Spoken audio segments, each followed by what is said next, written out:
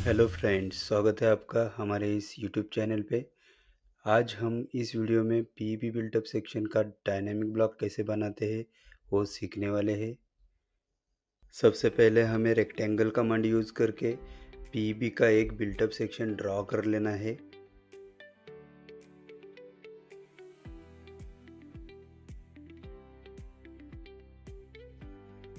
इस तरह से हमारे सामने एक पीईबी का बिल्टअप सेक्शन ड्रॉ हो चुका है। अभी हमें इसको ब्लॉक करना है और ब्लॉक का नाम हमें बिल्टअप सेक्शन देना है।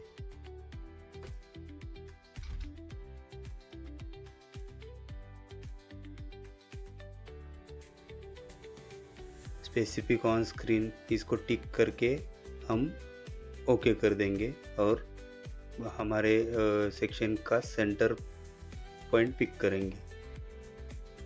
इस तरह से हमारा ब्लॉक कंप्लीट हो जाएगा। अब हम इस ब्लॉक को डबल क्लिक करके ब्लॉक एडिटर में जाएंगे। यहाँ पे ब्लॉक ऑथरिंग पैलेट की मदद से हमें इसको पैरामीटर्स लगा लेने हैं। पैरामीटर्स का सीक्वेंस हम कुछ इस तरह रखेंगे। सबसे पहले वेब डेप्थ, उसके बाद वेब थिकनेस, फ्लैंज विड्थ और फ्लैंज थिकनेस। इसका मतलब जो पैरामीटर आप यहाँ पे सबसे पहले देंगे वो आपके इनपुट टेबल में सबसे ऊपर आ जाएगा। तो चलिए पैरामीटर्स लगा लेते हैं। सबसे पहले हमें वेब डेप्थ को पैरामीटर लगानी है। तो यहाँ इस ब्लॉक ऑथरिंग पैलेट में पैरामीटर्स के टैब में जाके लीनियर सिलेक्ट करना है और हम वेब डेप्थ के लिए पैरामीटर्स लगा रहे हैं, इसलिए हमें सबसे पहले वेब के टॉप को जाना है और स्टार्ट पॉइंट यहाँ पिक करना है और एंड पॉइंट हमें वेब के बॉटम को लगाना है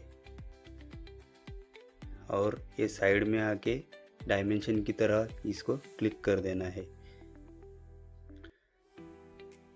आप देख सकते हो इस पैरामीटर को दो साइड पे ग्रिप्स आए हैं। ये ट्रायंगल शेप जो दिख रहा है इसको हम ग्रिप्स बोलते हैं। ये ग्रिप्स हमें दो साइड पे दिख रहे हैं, हमें ये एक ही साइड पे चाहिए। इसके लिए इस पैरामीटर को सिलेक्ट रखे प्रॉपर्टी में आना है और नंबर ऑफ ग्रिप्स में एक सिलेक्ट करना है। इसका मतलब एंड पॉइंट को ग्रिप रहेगा, स्टार्ट पॉइंट का ग्रिप निकल जाएगा। अब हम वेब थिकनेस के लिए पैरामीटर लगा लेते हैं। इसके लिए यहाँ फिर से पैरामीटर्स में जाके लीनियर सिलेक्ट करेंगे और स्टार्ट पॉइंट यहाँ पिक करके एंड पॉइंट यहाँ पिक करेंगे। अब हम इस पैरामीटर को रीनेम कर लेते हैं।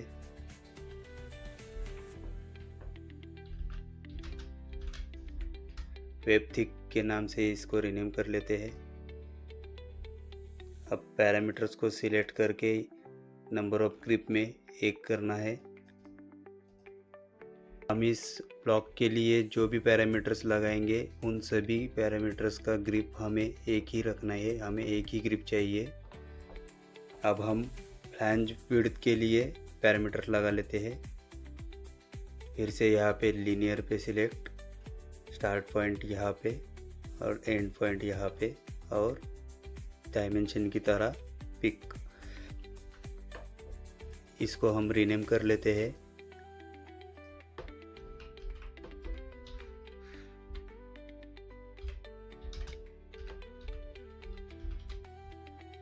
इसका नाम हमने फ्लैंज विड्थ रखा है। अब इसको भी प्रॉपर्टी में जाके ग्रिप, नंबर ऑफ ग्रिप में एक सिलेक्ट करना है। अब हम फ्लैंज थिकनेस के लिए पैरामीटर लगाएंगे। यहाँ पे लीनियर और यहाँ पे स्टार्ट पॉइंट हमें वेब के टॉप पे सिलेक्ट करना है और एंड पॉइंट यहाँ। इस पैरामीटर को रीनेम करेंगे।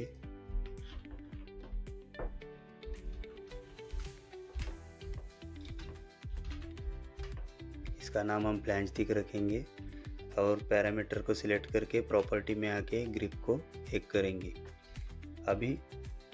अभी हमारे सभी पैरामीटर्स लगा के हो चुके हैं। आप एक बार इस ब्लॉक को सेव करके देख सकते हो। प्रॉपर्टी के टेबल में हमारे सभी पैरामीटर्स के वैल्यू आ गए हैं। तो हमने अभी ब्लॉक को सेव किया। यहाँ पे ब्लॉक को सिलेक्ट करके आपने जो भी पैरामीटर्स यहाँ पे लगाए हैं वो यहाँ प्रॉपर्टी के एंड में कस्टम के टैब में दिख रहे हैं। सबसे ऊपर हमें वेब डेप्थ का पैरामीटर दिख रहा है, उसके बाद वेब थिकनेस, फ्लैंज विड्थ और फ्लैंज थिकनेस। जिस सीक्वेंस से हमने पैरामीटर्स लगाए हैं उसी सीक्वेंस पे हमें यहाँ पे ये टैब्स दिख रहे हैं। तो फिर से हम इस ब्लॉक को डबल क्लिक करके ब्लॉक एडिटर में जाते हैं। अभी हम सभी पैरामीटर्स को एक एक करके एक्शन देंगे। अब एक्शन देते समय हमारा सीक्वेंस उल्टा रहेगा। सबसे पहले हम फ्लैंज थिकनेस को एक्शन देंगे। उसके लिए अब हमें पैरामीटर्स के नीचे वाले टैब को सिलेक्ट करना है एक्शन, और इसमें स्ट्रेच को सिलेक्ट करके पैरामीटर्स को सबसे पहले सिलेक्ट करना है। उसके बाद पिक पॉइंट पे या ग्रिप का पॉइंट सिलेक्ट करना है। और अब स्ट्रेच फ्रेम के लिए हमें ये कौन सा पोर्शन स्ट्रेच करना है उतना पोर्शन हम स्ट्रेच फ्रेम में लगाएंगे, और जो पार्ट हमें स्ट्रेच करना है उस पार्ट को सिलेक्ट करना है और एंटर करना है। ध्यान रहे बीच में कहीं भी एंटर नहीं करना है। आप यहाँ पे स्ट्रेच एक्शन के बटन को क्लिक करके देख सकते हो आपका स्ट्रेच फ्रेम कहाँ से कहाँ तक है। अब हम दूसरे साइड की फ्लैंज को भी एक्शन लगा लेते हैं। उसके लिए फिर से यहाँ पे स्ट्रेच पे आना है।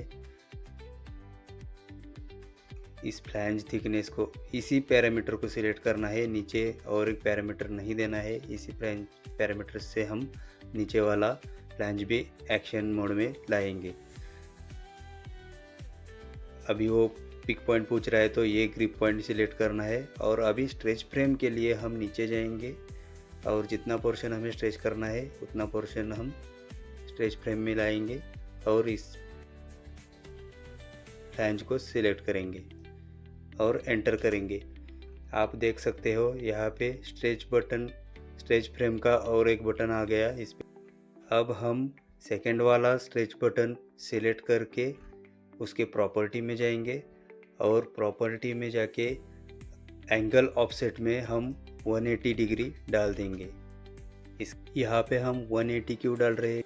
क्योंकि हम नीचे वाली फ्लैंज इस ग्रिप एक डायरेक्शन के ऑपोजिट डायरेक्शन पे स्ट्रेच करने वाले हैं, इसलिए यहाँ पे 180 डाल दिया है। अब हम इस ब्लॉक को सेव करके देख लेते हैं हमने जो अभी एक्शन दिए हैं वो प्रॉपर तरीके से वर्क हो रहे हैं या नहीं।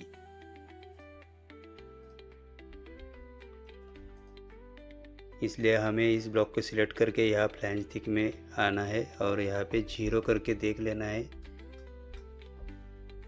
आप देख सकते हैं यहाँ पे 0 की करने के बाद हमारी फ्लैंज थिकनेस 0 हो गई है।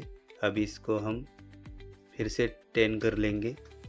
आप देख सकते हो ये हमारा एक्शन प्रॉपर तरीके से वर्क कर रहा है।